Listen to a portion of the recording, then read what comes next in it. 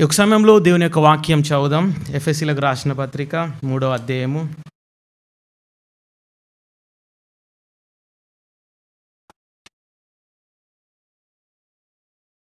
యాక్చువల్గా నేను YouTube videos చూస్తుంటే ప్రీచింగ్స్ ఎక్కడ ఆగిపోయినాయి, ఎఫెస్లో అంటే ఇక్కడనే ఆగిపోయినాయి, అక్కడనే నేను స్టార్ట్ చేస్తున్నా, కానీ ఎక్స్పాజిటరీ కాదు.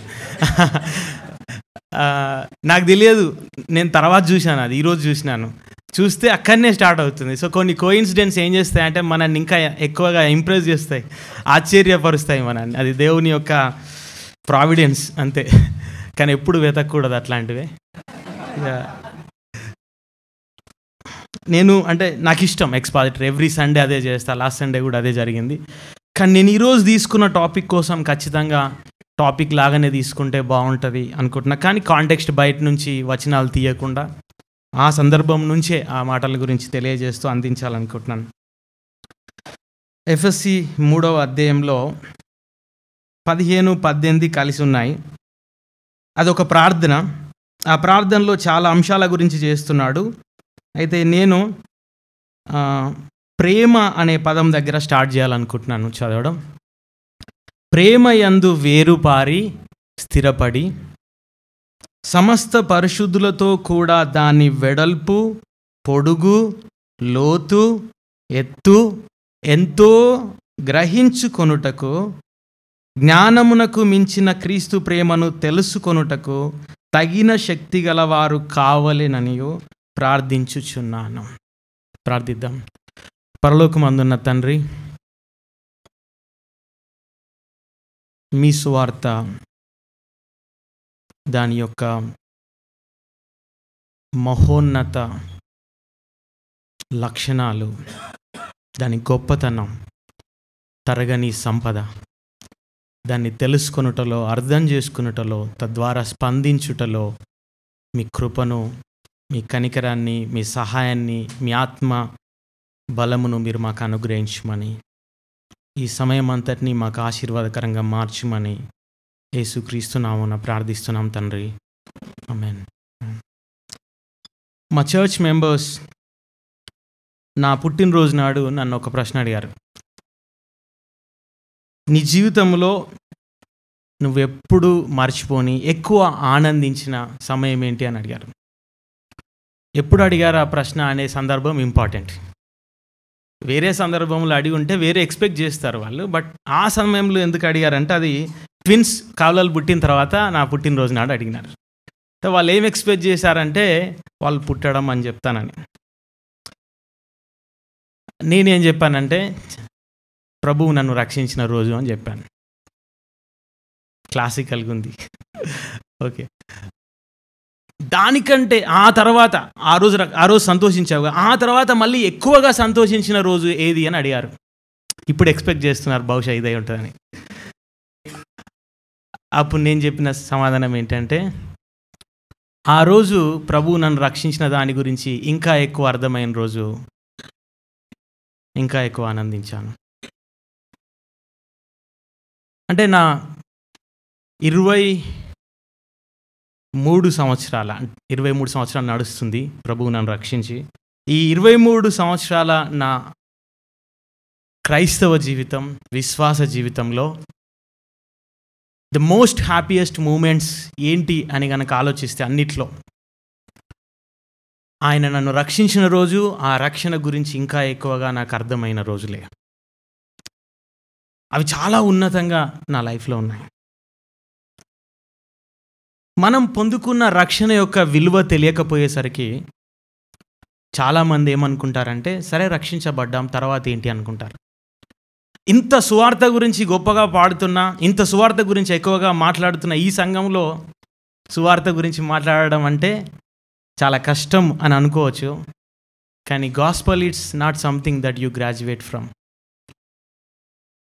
ఏ సంఘములో అయినా, ఎక్కువగా మాట్లాడుతున్న సంఘంలో అయినా, తక్కువగా మాట్లాడుతున్న సంఘంలో అయినా, సువార్త గురించి ఎంత తెలిసినా ఇక ఇక్కడ అవసరం లేదు అనుకోవడానికి అవకాశమే లేదు. మన యొక్క జీవితంలో సువార్త అసలు దాని యొక్క సంపూర్ణత ఏంటో మనం తెలుసుకోవడానికి ఈ జీవితాన్ని వెచ్చించాలి. ఈ జీవితం అంతా మన సమయాన్ని మనం గడపాలి తెలుసుకోవడానికి. మొదటిగా అసలు సువార్త గురించిన అవగాహనలో, సువార్త గురించిన అండర్స్టాండింగ్లో, అసలు సువార్త అంటే ఏంటి అనే దాని గురించి తెలుసుకోవడంలో మనం ఎదగడానికి ఇప్పుడు చదివిన వాక్య భాగంలో ఏముందంటే పిలుపు ఉంది. సువార్త గూర్చి తెలుసుకోవడంలో ఎదగడంలో there is a call to grow in understanding the gospel of Jesus Christ. యేసుక్రీస్తు ప్రభు యొక్క సువార్తను గురించి తెలుసుకోవడంలో ఎదగడానికి ఒక పిలుపు ఉంది. ఏందా పిలుపు తెలుసా? ఆ ప్రేమ యొక్క లోతు, వెడల్పు, ఎత్తు, పొడుగు ఎంత అనేది మనం తెలుసుకోవాలి అని ఆయన ప్రార్థన చేస్తున్నాడు. ఆ సంఘం కొరకు ప్రార్థన చేస్తున్నాడు. అదే ప్రార్థన మన కొరకు కూడా ఉంది. అది ఆయన ఇస్తున్న పిలుపు. అంతేకాదు పేతురు రాసిన 2వ పత్రిక 3వ అధ్యాయం 18వ వచనంలో కూడా ఏమనుందంటే, మన ప్రభువును రక్షకునైన యేసుక్రీస్తు అనుగ్రహించు కృపయందును జ్ఞానమందును అభివృద్ధి పొందుడి. Grow in the grace and knowledge of Jesus Christ. ఆయన యొక్క జ్ఞానములో, ఆయన యొక్క కృపలో మీరు ఎదగాలి అని అంటున్నాడు. ఆయన గురించి జ్ఞానం, ఆయన గురించి తెలుసుకోవడం, అసలు ఆయన ఎవరు, ఆయన నా కోసం ఏం చేశాడు, నేనేం పొందుకున్నా అనే దాంట్లో మనం తెలుసుకోవడానికి ప్రయత్నం చేయాలనే పిలుపు చాలా ఉంది. అసలు సువార్త గురించి తెలుసుకోవడంలో ఎదగడానికంటే ముందు ఆలోచించాల్సిన విషయం ఏంటంటే, అసలు సువార్త అంటే ఏంటి? కొరింథీయులకు రాసిన 2వ పత్రిక అందరూ తీసుకోవాల్సిందే కోరుతున్నాను. కొరింథీయులకు రాసిన 2వ పత్రిక 5వ అధ్యాయము 21వ వచనం. ఎందుకనగా మనం ఆయన యందు దేవుని నీతి అగునట్లు పాపమెరుగని ఆయనను మన కోసము పాపముగా చేసెను. మనము ఎవరు? మనము రోమా 5:6 నుండి 10 వచనాల్లో కనబడుతుంది. బలహీనులమైన, భక్తిహీనులమైన, పాపులమైన, శత్రువులమైన, దేవుని ఉగ్రతకు పాత్రులమైన మనము ఆయనను పొందుకోవడానికి, ఆయనను చేరడానికి అర్హత లేని మనము, ఆయన నీతిమంతుడు, ఆయన పరిశుద్ధుడు, ఆయన న్యాయవంతుడు, ఆయన దుష్టత్వమునకు ఆయన యొద్ద చోటు లేదు, ఆయన ముఖదర్శనం చేసుకోలేని స్థితిలో ఉన్న మనము ఆయన నీతి అగునట్లు, యేసుక్రీస్తు ప్రభువు దేవాతి దేవుడై ఉన్నప్పటికీ ఈ భూమి మీదకి మనిషిగా దిగి వచ్చి ఈ లోకములో మనిషిగా జన్మించి పెరిగి మనిషిగా జీవించి సంపాదించిన నీతి, ఆయన మన పక్షాన మరణించడమే కాదు, మనకు బదులుగా జీవించాడు కూడా, జీవించి నీతిని సంపాదించాడు కూడా. ఆ సంపాదించిన నీతిని ఆయన మనకు అనుగ్రహించి మనకు దేవుని నీతిని ఇచ్చి, పాపములో ఉన్న మనము మన పాపము నుండి విడిపించబోట కొరకు, నీతిమంతులుగా మార్చబోట కొరకు, పాపము అనే మురికంతా కడిగివేయబడి ఆయన నీతి అనే వస్త్రాన్ని మనం పొందుకునే విధంగా ఉండుట కొరకు ఆయన పాపముగా చేయబడ్డాడు. ఆయన పాపి కాలేదు, కానీ మన పాపాన్ని భరిస్తూ మన పక్షాన ఆ శిక్షనంతా వహించాడు. మన కొరకు ఆయన నలగొట్టబడ్డాడు. ఆయన మన అతిక్రమముల నిమిత్తం, అంటే ఆయన నలగొట్టబడిన ఆ విధానమంతా కూడా తెలియజేస్తుంది మన యొక్క పాపం గురించి, మనం ఎలాంటి వాళ్ళమో అనే దాని గురించి. మనం 1 కొరింథీ 15వ అధ్యాయం 3-4 వచనాల్లో కూడా అదే చూస్తాం. ఆయన లేఖనముల ప్రకారము మన కొరకు మరణించాడు, ఆయన పాతిపెట్టబడ్డాడు, లేఖనముల ప్రకారం 3వ దినమున తిరిగి లేచాడు. సువార్త అంటే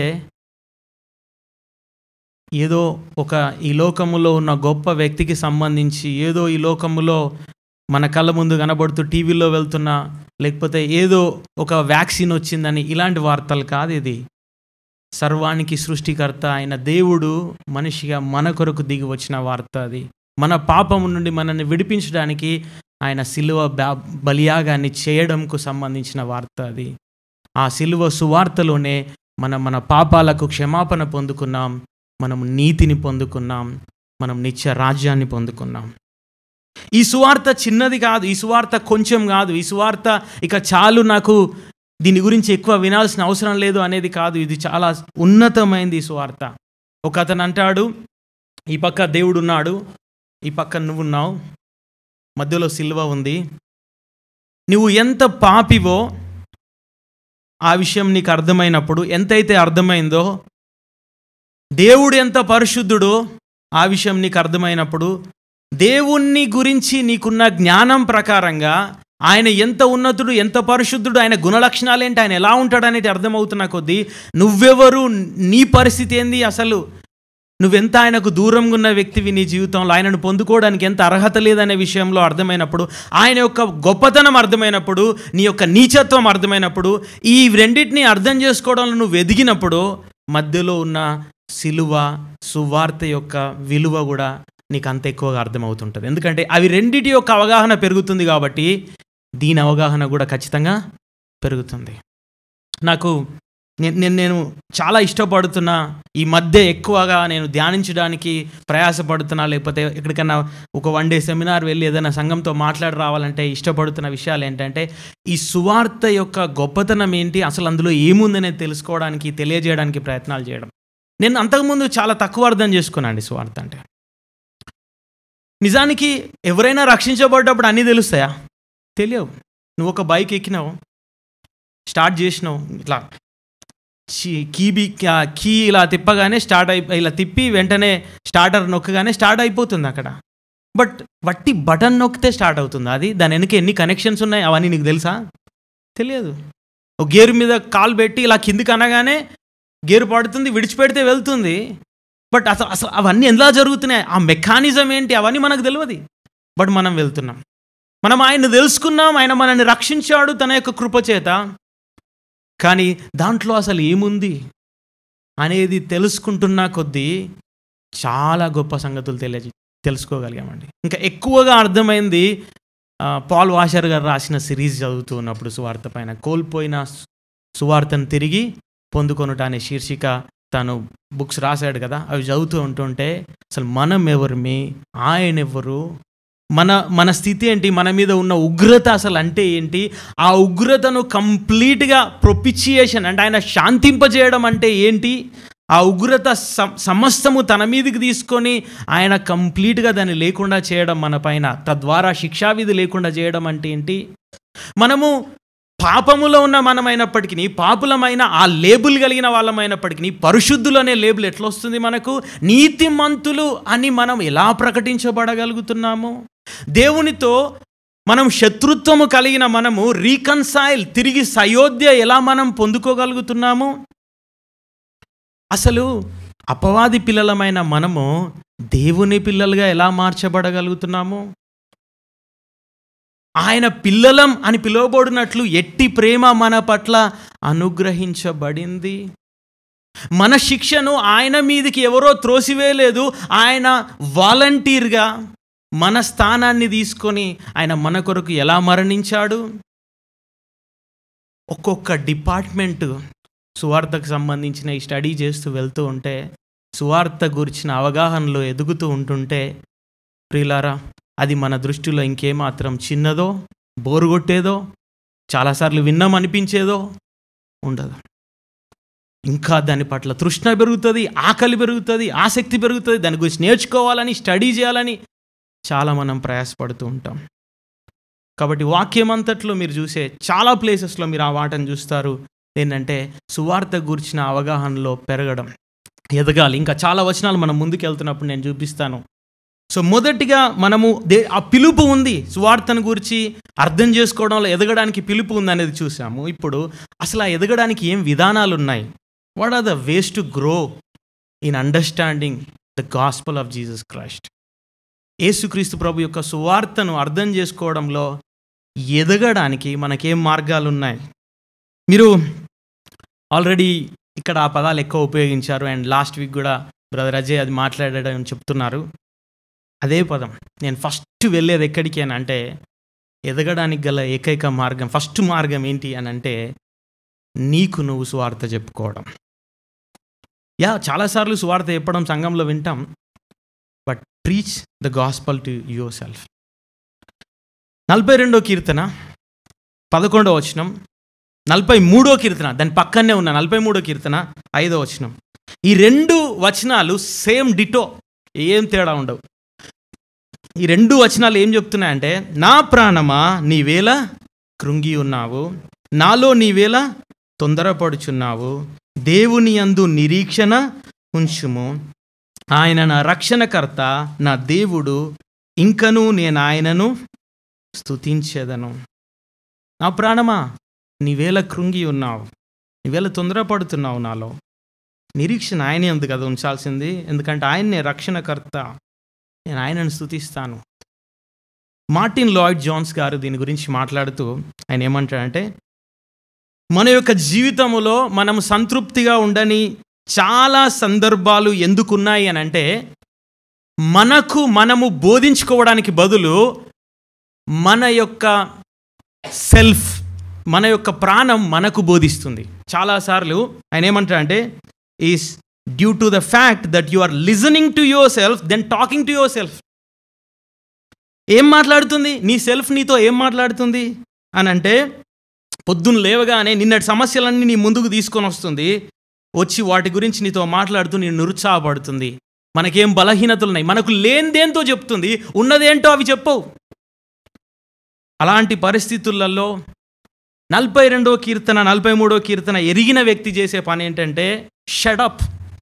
తన సెల్ఫ్ తనకేం చెప్తుందో దాన్ని వినడం మానివేసి దాన్ని నోరుమూయమని చెప్పి మన సెల్ఫ్కు మనం చెప్పుకోవాల్సిన విషయం ఏంటిది? దాని గురించి జాన్ పైపర్ గారు ఇలా అంటారు, ఇట్లుండగా రోమా 8వ అధ్యాయం 31వ వచనం నుంచి, ఇట్లుండగా ఏమందుము, దేవుడు మన పక్షమున ఉండగా మనకు విరోధి ఎవడు? తన సొంత కుమారుణ్ణి అనుగ్రహించుటకు వెనుక తీయక మనందరి కొరకు ఆయనను అప్పగించిన వాడు ఆయనతో పాటు సమస్తమును మనకెందుకు అనుగ్రహింపడు? దేవుని చేత ఏర్పరచబడిన వారి మీద నేరము మోపువాడెవడు? నీతిమంతులుగా తీర్చువాడు దేవుడే, శిక్ష విధించువాడెవడు? చనిపోయిన క్రీస్తు యేసే. అంతేకాదు, మృతుల్లో నుండి లేచిన వాడును, దేవుని కుడిపార్శ్వమున ఉన్నవాడును, మన కొరకు విజ్ఞాపనము కూడా చేయువాడును ఆయనే. క్రీస్తు ప్రేమ నుండి మనలను ఎడబాపు వాడెవడు? శ్రమ అయినను, బాధ అయినను, హింస అయినను, కరువు అయినను, వస్త్రహీనత అయినను, ఉపద్రవమైనను, ఖడ్గమైనను మనలను ఎడబాపున. ఇందును గూర్చి వ్రాయబడినదేమనగా, నిన్ను బట్టి దినమెల్లా మేము వధించబడిన వారము, వధకు సిద్ధమైన గొర్రెలమని మేము ఎంచబడిన వారము అయినను మనలను ప్రేమించిన వాని ద్వారా మనం వీటన్నిటిలో అత్యధిక విజయము పొందుచున్నాం. మరణమైనను, జీవమైనను, దేవదూతలైనను, ప్రధానులైనను, ఉన్నవి అయినను, రాబోవునవి అయినను, అధికారులైనను, ఎత్తైనను, లోతైనను, సృష్టించబడిన మరి ఏదైనను మన ప్రభువైన క్రీస్తు నందలి దేవుని ప్రేమ నుండి మనలను ఎడబాప నేరవని రూఢిగా నమ్ముచున్నాం.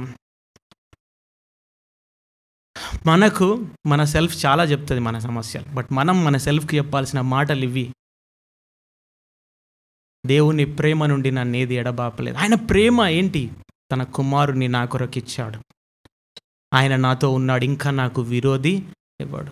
ఆయన అంటాడు, జాన్ పైపర్ గారు ఈ మాటలు మాట్లాడుతూ, మనం మన సెల్ఫ్ మనకు చెప్తుంటే దానితో జట్టు కలిసి మనని మనం నిరుత్సాహపరుచుకుంటాం.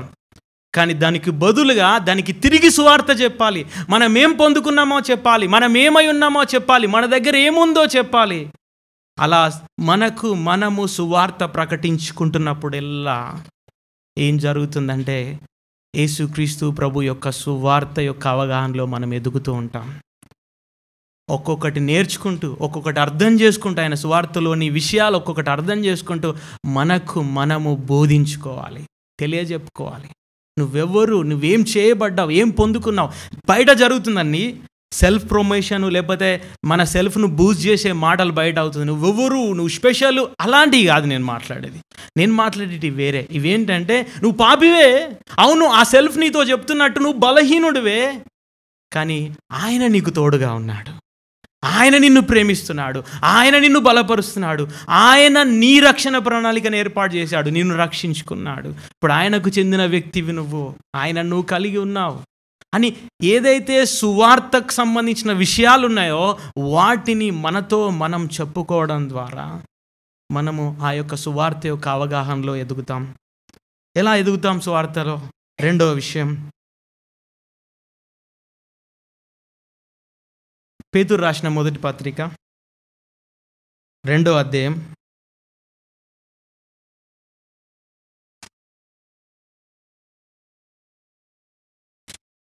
దయచేసి మీ బైబిల్ తెరిచి చూడాల్సిందే కోరుతున్నాను. పేతురు రాసిన మొదటి పత్రిక 2వ అధ్యాయము, నేను 1 నుంచి చదువుతున్నా, చూడండి.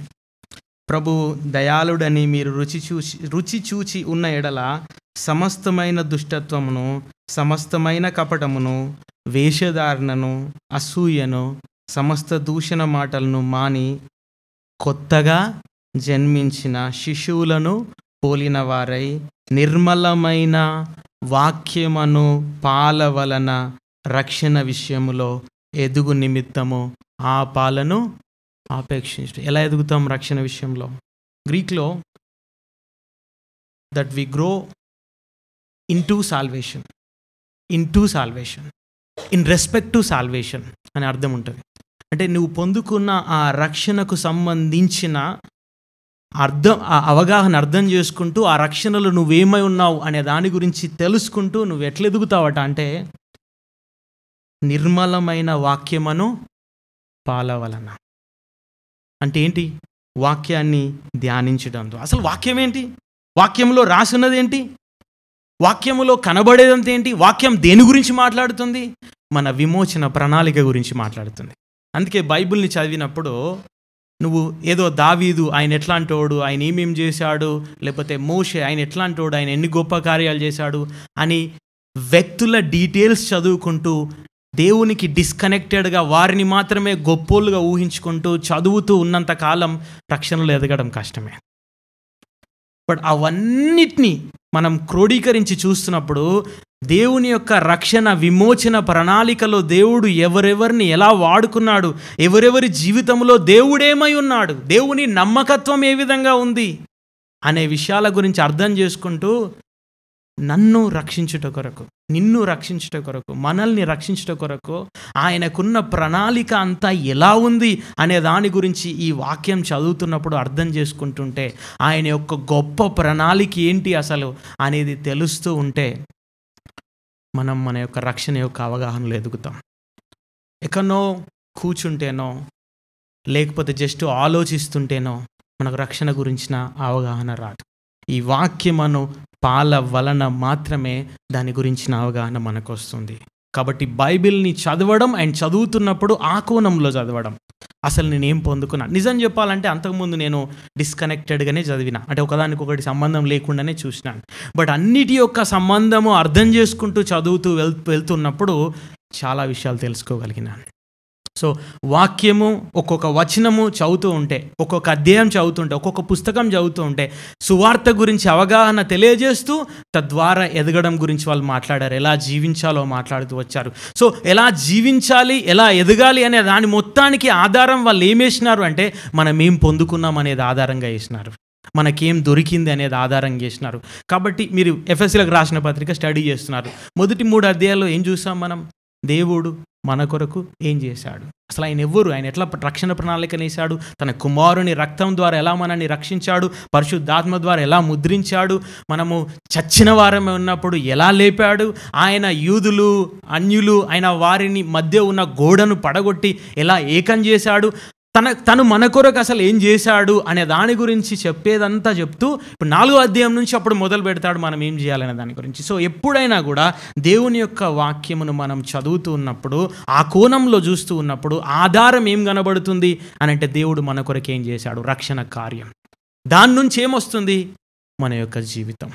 సో కాబట్టి ఎప్పుడు ఎదుగుతాం? అండర్స్టాండింగ్లో, అంటే వాక్యాన్ని చదివినప్పుడు, ఆ వాక్యం ద్వారా మాత్రమే. కాబట్టి ప్రియులారా, మీరు ఎప్పుడైనా సరే ఎవరైనా కొత్తగా వచ్చిన వాళ్ళు అయితే, లేకపోతే మీకు అవగాహన లేని వాళ్ళు అయితే, ఏదో స్టేజ్ మీద జరుగుతున్న షోస్ చూసి మనము దేవుని యొక్క రక్షణలో ఎదుగుతాం అనుకోకండి. ఏదో మొత్తం మ్యాజిక్ జిమ్మిక్ స్టేజ్ మీద ఏదోదో జరుగుతుందండి. వాక్యము బోధించడానికి బదులు ఏదో జరుగుతుంది, వాటిని చూడడానికి తండోపతండాలు తరలి వెళ్తున్నారు. కానీ స్వచ్ఛంగా వాక్యాన్ని ఉన్నదున్నట్టు బోధించే సంఘాలు చాలా కరువు అయిపోయినాయండి. అందుకే వాక్యానికి కమిటెడ్గా కట్టుబడి ఉండి, నేర్చుకోవడానికి, వినడానికి, అర్థం చేసుకోవడానికి కట్టుబడి ఉంటే మనం ఎదగడం జరుగుతుంది. దేవుని యొక్క రక్షణ గురించిన అవగాహనలో ఎదగడానికి 3వ మార్గము ఏంటి అని అంటే, ఎఫెసీలకు రాసిన పత్రిక 3వ అధ్యాయం 17 నుంచి 18 వరకు మనం చూసాము. ఏమనంటే ఆ ప్రేమలో మనం వేరుపారాలి, మనం స్థిరపడి ఆ ప్రేమ యొక్క వెడల్పు, లోతు, ఎత్తు ఎంతో గ్రహించాలి. జ్ఞానంకు మించిన క్రీస్తు ప్రేమను తెలుసుకోవాలి. క్రీస్తు ప్రేమ గురించిన అర్థం మాత్రమే కాదు, ఆ క్రీస్తు ప్రేమను మన జీవితంలో అనుభవిస్తూ ప్రతి దినము మనము ఎదుగుతూ ఉండాలి అని చెప్తున్నప్పుడు ఇది ఎలా సాధ్యం? అలా ఎదగడానికి మనకేం కావాలి అని అంటే 20-21 వచనాల్లో చెప్తున్నాడు. ఈవెన్ 19లో కూడా ఆ మాట అన్నాడు. ఆ శక్తి కలవారై మీరు ఉండాలని మీ కొరకు నేను ప్రార్థన చేస్తున్నాను అంటున్నాడు. 20-21 వచనంలో కూడా మనలో కార్యసాధకమైన తన శక్తి చొప్పున మనము అడుగు వాటన్నిటికంటేను ఊహించు వాటన్నిటికంటేను అత్యధికముగా చేయ శక్తిగల దేవునికి, అత్యధికముగా చేయ శక్తిగల దేవునికి ఆయన చేయగలుగుతాడు మన లోపల. మనము ఈ అవగాహనలో ఎదిగే విధంగా, సువార్త గురించి అవగాహనలో ఎదిగే విధంగా చేయడానికి ఆయన దగ్గర ఉంది శక్తి. ఆ శక్తి పొందుకోవాలంటే మనం ఏం చేయాలి? ఎదగగల మార్గాల్లో ఒకానొక మార్గం ప్రార్థన చేయడం, అడగడం. చాలాసార్లు ఏమని అడుగుతాం అంటే, ప్రభా నాకు ఈ పని ఉంది, దానిలో సహాయం చేయి, ఆ పని ఉంది సహాయం చేయి అని రకరకాలుగా అడుగుతాం. కొన్ని వాక్యాలు అర్థం కాకపోతే అర్థం కావాలని అడుగుతాం. వీటన్నిట్లలో ద బెస్ట్ ప్రేయర్ ఏంటిది అని అంటే, ప్రభా నువ్వు ఎవరు, అసలు నేను ఎవరు, నా కొరకు నువ్వేం చేశావు అనే విషయంలో నేను ఎదగడానికి నాకు సహాయం చెయ్యి అని ప్రార్థన చేసినప్పుడు ఆయన శక్తి ఇస్తాడు. తద్వారా మనము ఈ అడుగు వాటన్నిటికంటే, ఊహించు వాటన్నిటికంటే ఎక్కువ చేయగలిగే శక్తి ఇస్తాడు అనేది ప్రతి ఒక్కరికి అప్లై చేసుకుంటారు జనరల్గా. నేను ఒక ఇల్లు పని మొదలు పెడుతున్నా, దాని గురించి అడిగినా దేవుడు ఇంకెక్కువ శక్తిని ఇచ్చిండు కాబట్టి 1 ఫ్లోర్ వేయాల్సింది 2 ఫ్లోర్లు వేసిన అనుకుంటారు. మేము ఒక కారు కావాలని ప్రార్థన చేసినాను, నేను అడిగిన దానికంటే కొంచెం పెద్ద కారు ఇచ్చిండు, పెద్ద ఉద్యోగం, ఇలా అనుకుంటారు చాలామంది. బట్ యాక్చువల్గా ఇది మాట్లాడుతుంది ఏంటంటే, ఇవి సాధ్యమా? అంత ఎదగలుగుతామా? అలా మారగలుగుతామా? ఆయన ఏ ప్రార్థన అయితే వాళ్ళ కొరకు చేస్తున్నాడో అవి సాధ్యమా మన యొక్క జీవితంలో అనే దాని గురించి చెప్తున్నాడు. ఆ విషయములో ఆయన అత్యధికంగా చేయగల శక్తి కలిగిన వాడు. ఆయన మనలో కార్యసాధకమైన తన శక్తి చొప్పున, his power which is at work in us, మన లోపల పని చేస్తున్న ఆయన శక్తి ఏదైతే ఉందో ఆ శక్తి తన పని తాను చేస్తుంది. ఆయన ఆ విధంగా తన పని మనలో చేయడం కొరకు దేవుణ్ణి వేడుకోవాలి, ఆయన సహాయం కోరాలి. నాకు ఇవ్వబడిన ఈ ప్రాసెస్ అంతటిని పట్టుకొని నేను ఇక ఆ యొక్క రక్షణ గురించిన అవగాహనలో ఎదుక్కుంటూ వెళ్ళిపోతా అని డిసైడ్ కావద్దండి. మన దగ్గర ఎన్ని ప్యాటర్న్స్ అన్ని ఉండని, మార్గం మాత్రం ఏంటంటే ఆయనను కోరుకోవడం, ఆయన సహాయం వెతకడం, ఆయన మీద మనం ఆధారపడడం. అది లేకుండా మనము ఎదగలేమనే విషయాన్ని మనం ఎప్పుడు కూడా గుర్తుంచుకోవాలి. ఆయన 4వ మార్గం ఏ విధంగా మనం ఎదగలుగుతాం ఆయన యొక్క సువార్త గురించి అవగాహనలో. 1 కొరింథీ 11వ అధ్యాయం 23వ వచనం, నేను మీకు అప్పగించిన దానిని ప్రభు వలన పొందితిని. ప్రభువైన యేసు తాను అప్పగింపబడిన రాత్రి ఒక రొట్టెను ఎత్తుకొని కృతజ్ఞతాస్తుతులు చెల్లించి దానిని విరిచి, ఇది మీ కొరకైన నా శరీరం, నన్ను జ్ఞాపకం చేసుకొనుటకై దీనిని చేయుడనెను. ఆ ప్రకారమే భోజనమైన పిమ్మట ఆయన పాత్రను ఎత్తుకొని, ఈ పాత్ర నా రక్తం వలనైన కొత్త నిబంధన, మీరు దీనిలోనిది త్రాగునప్పుడెల్లా నన్ను జ్ఞాపకం చేసుకున్నటకై దీనిని చేయుడని చెప్పాను. మీరు ఈ రొట్టెను తిని ఈ పాత్రలోనిది త్రాగునప్పుడెల్లా ప్రభువు వచ్చు వరకు ఆయన మరణమును ప్రచురించుదురు. Do this in remembrance of me, నన్ను జ్ఞాపకం చేసుకున్నటకే దీనిని చేయుడి అని చెప్పాను. ప్రభు బల్ల, ప్రభు రాత్రి భోజనం, మనం దాన్ని సెలబ్రేట్ చేసుకుంటున్నప్పుడు, కలిసి మనం ప్రభువులలో పాల్గొంటున్నప్పుడు ఎందుకు పాల్గొంటున్నాము అని అంటే ఆయనను జ్ఞాపకం చేసుకోవడానికి. ఏం జ్ఞాపకం చేసుకోవడానికి? ఆయన చాలా అద్భుతాలు చేసినవాడు, చాలా స్వస్థతలు చేసినవాడు. కొన్ని పాటలు రాయమంటే రాస్తారండి. ఆయన ముట్టిన రోగులను ముట్టి స్వస్థపరచెను అని కొన్ని పాటలు. అంటే వీళ్ళ బోధల్లో, వీళ్ళ ఆలోచనల్లో, వీళ్ళ మాటల్లో ఆయనను ప్రదర్శించే తీరు డిఫరెంట్గా ఉందండి. బైబిల్ రచయితలు ఎవరైతే ఉన్నారో వాళ్ళెవ్వరూ కూడా యేసుక్రీస్తు ప్రభువును తిరిగి జ్ఞాపకం చేయిస్తున్నప్పుడు ఆయన అద్భుతాలు చేసినవి జ్ఞాపకం చేయించలే అండి. ఏం జ్ఞాపకం చేయించారు తెలుసా? ప్రతిదీ ఆయన సిలువకు సంబంధించిందే. ఇక్కడ కూడా ఏం జ్ఞాపకం చేయిస్తున్నాడు? సిలువ. నన్ను జ్ఞాపకం చేసుకో అని అంటున్నప్పుడు ఏమిచ్చిండు జ్ఞాపకం చేసుకోవడానికి? రొట్టె, ద్రాక్షరసం. ఆ ఎలిమెంట్స్ దేన్ని చూపిస్తున్నాయి మనకు? ఆయన సిలువలో మన కొరకు బలి అయిన దాన్ని చూపిస్తున్నాయి. సో నన్ను జ్ఞాపకం చేసుకో అంటే దేని జ్ఞాపకం చేసుకోవాలి? మనము ఆయన యొక్క సువార్తను జ్ఞాపకం చేసుకోవాలి. ఆయన సువార్తను జ్ఞాపకం చేసుకుంటూ కృతజ్ఞతాస్తుతులు చెల్లించాలి. ఇక్కడ జనరల్గా చర్చ్ అంటే బైబిల్ యొక్క అండర్స్టాండింగ్ ఏంటి అని అంటే, ఎవరైతే యేసుక్రీస్తు యొక్క రక్తంలో విమోచించబడ్డారో, ఆయనకు చెందిన వారయ్యారో, వాళ్ళు ఆదివారం నాడు ఒక దగ్గరికి గుంపుగా కూడి వాళ్ళ విమోచనకర్త ఆయనను స్తుతిస్తూ విమోచన గీతాలు పాడాలి. అంటే అర్థం, విమోచన గీతాలు అనే టైటిల్ ఉన్న బుక్కులోని పాటలు కాదు. దేవుడు మనం పాడిన పాటలు అవే ఇప్పటివరకు. మనల్ని ఆయన విమోచించాడు అని గుర్తుకు చేసుకుంటూ ఆయన మనల్ని ఎలా విమోచించాడో ఆ గీతాలు పాడుతూ ఆయనను స్తుతించాలి. ఆయన విమోచనకర్త, ఆయన మన కొరకు ఎలా చేశాడు, దాని ద్వారా మనం ఎలా జీవించాలనే సందేశాలు వినాలి. ఆ విమోచనకర్తను జ్ఞాపకం చేసుకుంటూ, ఆ శిలువ బలియాగాన్ని జ్ఞాపకం చేసుకుంటూ ప్రభువులలో మనము పాల్గొనాలి.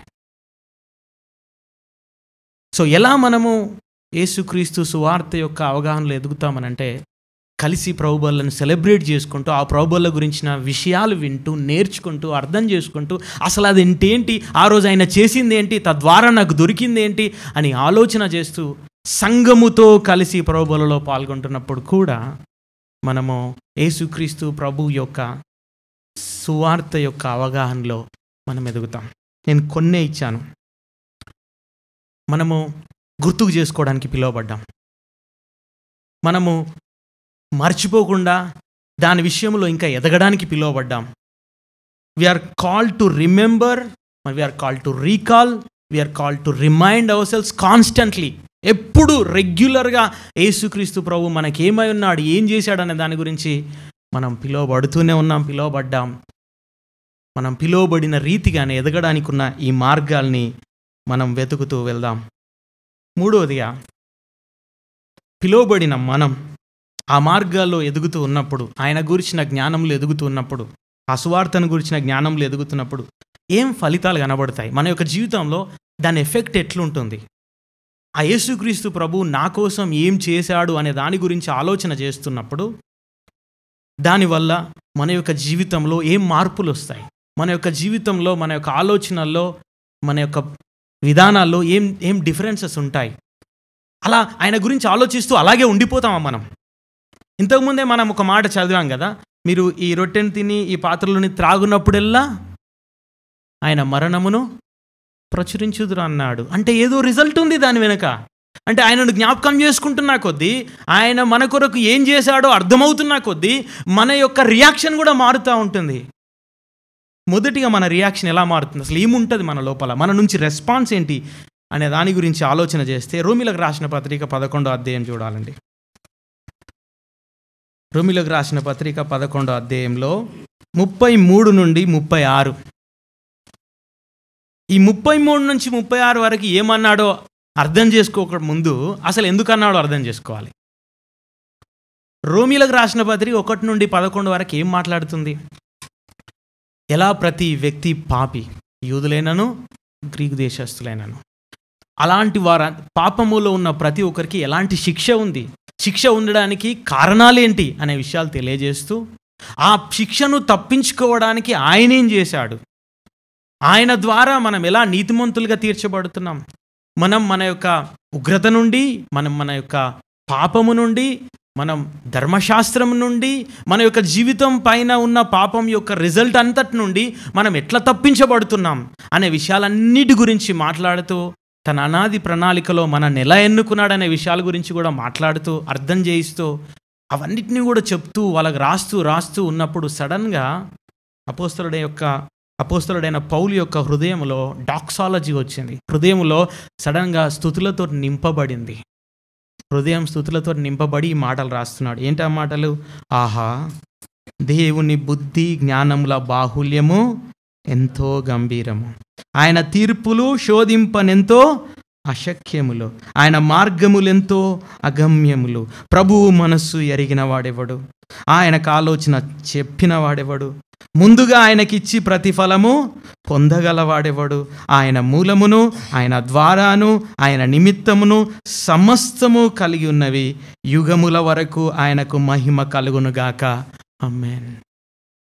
ఆయనకు మహిమ ఆయనకే కలగాలి. దాన్ని ఏమాత్రం నా వైపు తిప్పుకోవద్దు, ఇక ఇంకెవరు కూడా తిప్పుకోవద్దు. ఎందుకంటే ఆయన చేసిన కార్యాలు ఇంతున్నాయి. ఆయన జ్ఞానం ఏంది, ఆయన కార్యాలు ఏంటి, అసలు ఎవరైనా ఆయన నుంచి పొందుకోవడానికి ఏమైనా ముందేమైనా చేశారా, ఇవన్నిటి గురించి మాట్లాడుతూ తను ఏదైతే అప్పటిదాకా రాశాడో వాళ్ళకు దాని యొక్క వెలుగులో ఆయన దేవుణ్ణి స్తుతిస్తున్నాడు. చాలాసార్లు దేవుణ్ణి స్తుతించడానికి, దేవుణ్ణి ఆరాధించడానికి, ఆయన వైపు తిరిగి హృదయం స్తుతులతో నింపబడి ఆయన ఆరాధించకపోవడానికి కారణం ఏంటో తెలుసా? సువార్త యొక్క అవగాహనలో ఎదగకపోవడం, సువార్త కామన్ అయిపోవడం, సువార్త బోరుగొట్టే విధంగా తయారైపోవడం, సువార్త యొక్క గొప్పతనం తెలియకపోవడం ద్వారా ఇంతేలే అనే పరిస్థితికి వెళ్ళిపోవడం. కానీ సువార్త ఏంటో అర్థమవుతుంటే, మనం ఏం పొందుకున్నామో తెలుస్తూ ఉంటే ఏమవుతుంది తెలుసా? మన హృదయం స్తుతులతో నింపబడుతుంది.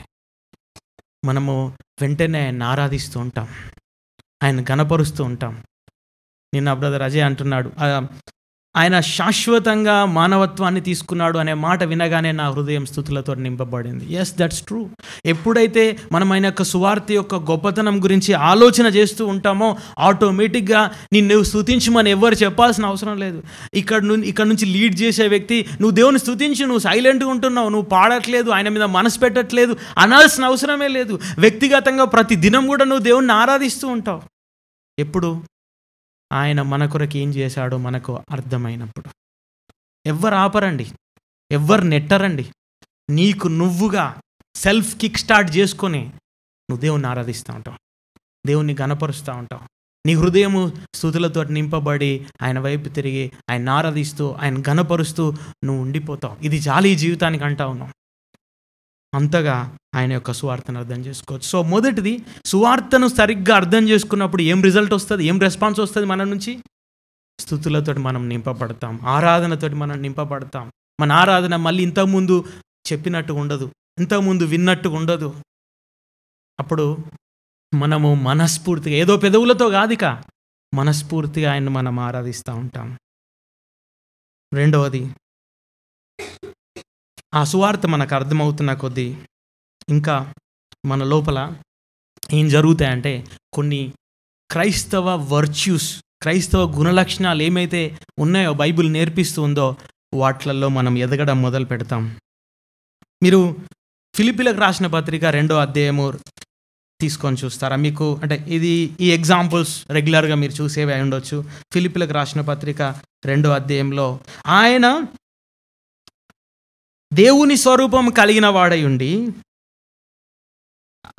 6వ వచనం, దేవుని స్వరూపం కలిగిన వాడై ఉండి దేవునితో సమానంగా ఉండుట విడిచిపెట్టకూడని భాగ్యమని ఎంచుకొనలేదు, కానీ మనుషుని పోలికగా పుట్టి దాసుని స్వరూపము ధరించుకొని తను తానే రిక్తునిగా చేసుకున్నాను. మరియు ఆయన ఆకారమందు మనుషుడిగా కనబడి మరణం పొందినంతగా, అనగా శిలువ మరణం పొందినంతగా విధేయత చూపిన వాడై తను తాను తగ్గించుకొనెను. అందుచేతను పరలోకం అందున్నవారిలో కానీ, భూమి మీద ఉన్నవారిలో కానీ, భూమి కింద ఉన్నవారిలో కానీ ప్రతివాని మోకాలును యేసునామమున వంగునట్లును, ప్రతివాని నాలుకయు తండ్రి అయిన దేవుని మహిమార్థమై యేసుక్రీస్తు ప్రభువును ఒప్పుకున్నట్లును ఆ దేవుడు ఆయనను అధికంగా హెచ్చించి ప్రతి నామమునకు పై నామమును ఆయనను అనుగ్రహించాను.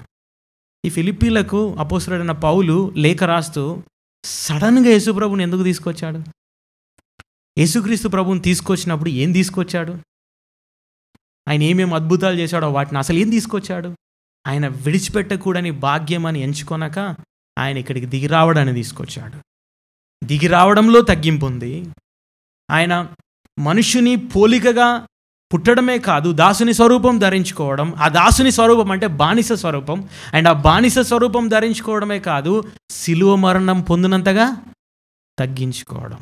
అంటే ఆ లెవెల్ తగ్గిపోతా ఉంది, ఇంకా తగ్గించుకుంటున్నాడు, తన్ను తానే తగ్గించుకున్నాను. ఎందుకు ఈ విషయాలు తెలియజేయాలనుకుంటున్నాడు?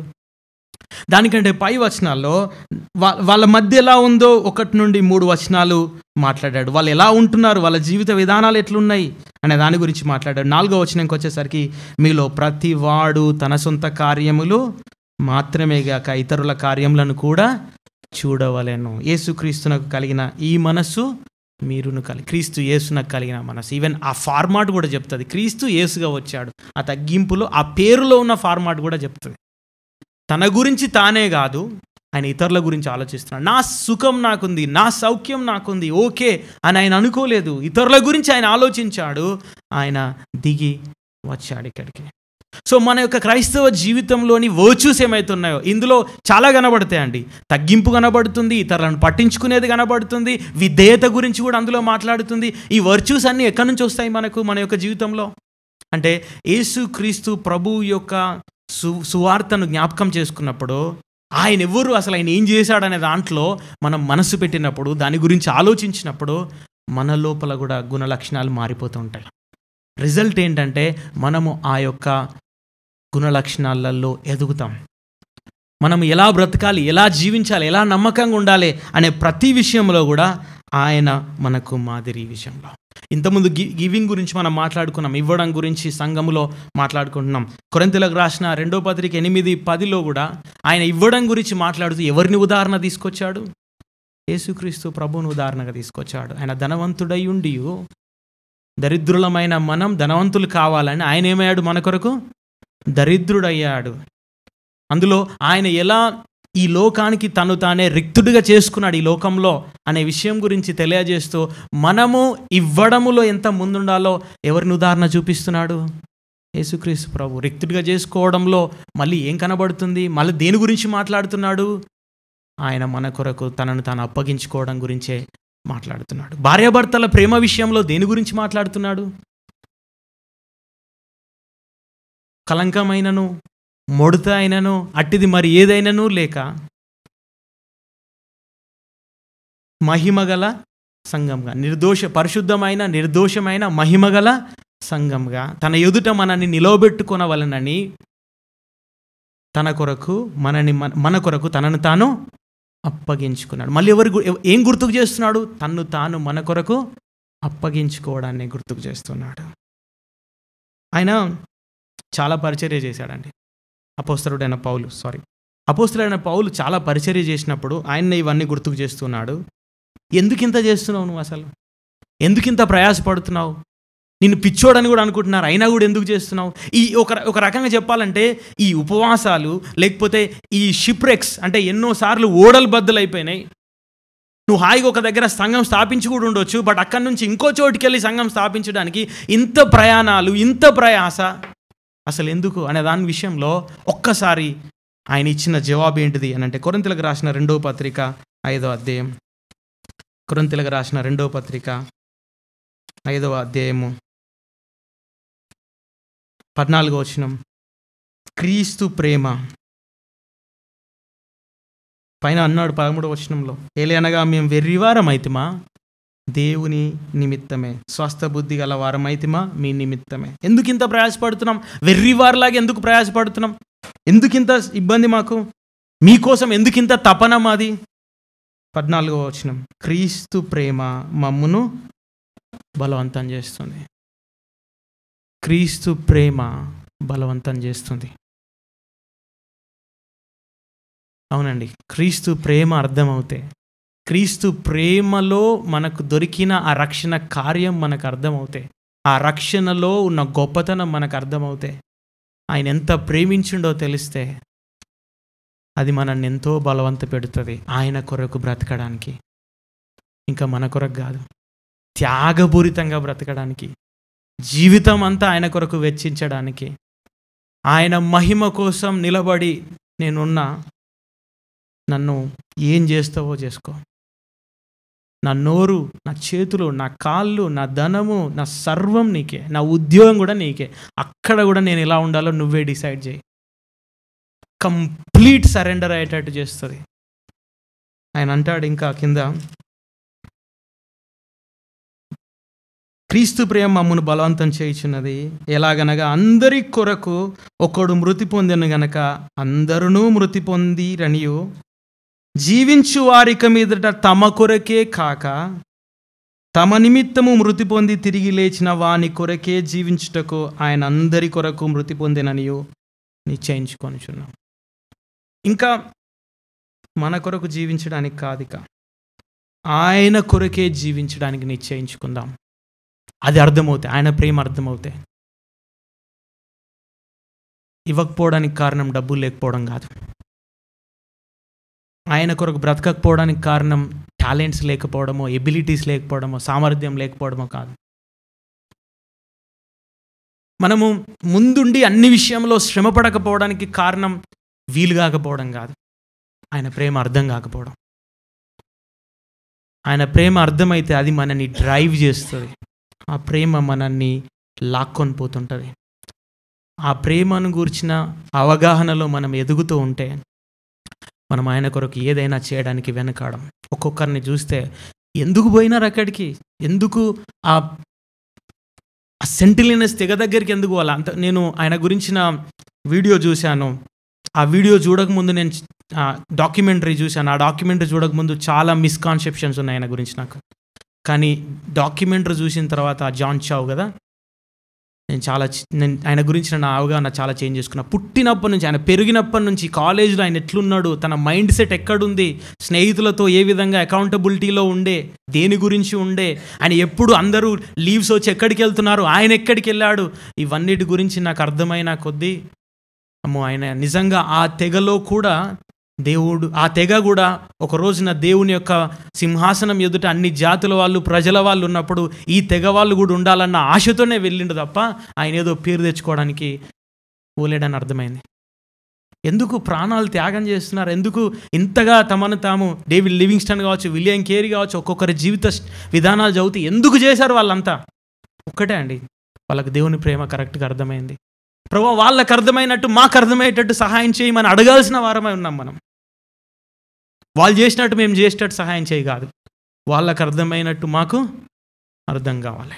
అసలు ఏంటి నీ ప్రేమ, ఉన్నట్టు తెలుసుకోవడానికి మాకు సహాయం చేయి అని అడగాలి. ఇంకా నేను ఎక్కువ డీటెయిల్స్లోనికి వెళ్ళాను. అలిస్టర్ బెగ్ గారు ఒక మాట అన్నాడు, ఎప్పుడైతే నేను ప్రతిదినం సువార్త చెప్పుకోవడం ఆగిపోతుందో అప్పుడు నా మీద నేను ఆధారపడతాను, నా అనుభవాలపైన నేను ఆధారపడతాను. నా అనుభవాల మీద ఆధారపడేది ఎలా ఉంటుంది అంటే నా ఫాలెన్ నేచర్ పైన ఆధారపడ్డట్టు, నా పతనమైన స్థితిపైన, స్థాయిపైన ఆధారపడ్డట్టుగా ఉంటుంది. అవి నన్ను డిసప్పాయింట్మెంట్లోనికి, నిరుత్సాహంలోనికి, దేవునికి లోబడని స్థితిలోనికి తీసుకొని పోతూ ఉంటాయి.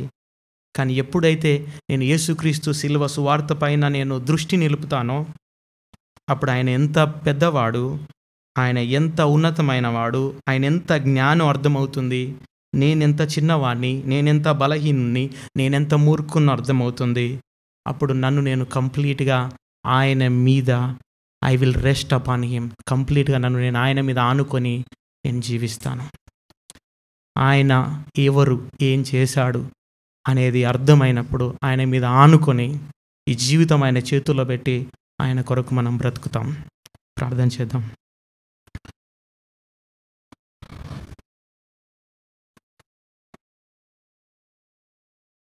పరలోకమందున్న తండ్రి, మాటలు మాట్లాడడం మాకు ఈజీ. మా దగ్గర ఈ మాటలు, మా సావాసంలో ఒకరి నుంచి ఒకరికి వెళ్ళడం చాలా ఈజీ, పుల్పిట్ నుంచి రావడం కూడా చాలా ఈజీ. కానీ వీటిని కలిగి ఉండడము ప్రయాసతో కూడింది. అది మీ ద్వారా మాత్రమే సాధ్యమయ్యేది. మీ కృపను వేడుకుంటున్నాం, మీ శక్తిని వేడుకుంటున్నాం. మీ వైపు తిరిగి ప్రభువా, మమ్మల్ని అందరినీ మీ గురించిన ఆలోచనల్లో, మీ సువార్త యొక్క అవగాహనలో పెంచుమని అడుగుతున్నాం. దాని కొరకు మా బాధ్యతలు నమ్మకంగా మేము నిర్వర్తించడానికి కృప చూపించమని అడుగుతున్నాం. సాతాను చెప్పే అబద్ధాలు, లోకం చెప్పే వ్యర్థపు మాటలు, ఆలోచనలు, ఎంటర్టైన్మెంట్, మా నుండి వచ్చే నిరుత్సాహం, వీటన్నిటికీ జవాబు మీ సువార్త. ఆ సువార్తను మేము ఎత్తి పట్టుకొని, మా రక్షణ పాత్రను చేత పట్టుకొని నిన్ను స్తుతిస్తూ, నిన్ను ఆరాధిస్తూ, మమ్మల్ని మేము నీకు అప్పగించుకుంటూ, నీ మరణాన్ని ప్రకటిస్తూ, నీకు విధేయుడిగా జీవిస్తూ మేము కొనసాగడానికి కృప చూపించమని మమ్మల్ని మీకు అప్పగించుకుంటూ, ఈ సంఘాన్ని మీ కృపకు అప్పగిస్తూ ఈ మాటలు పాటించడానికి నాకు సహాయం చేయమని అడుగుతూ యేసుక్రీస్తు నామమున ప్రార్థిస్తున్నాను తండ్రి. ఆమేన్.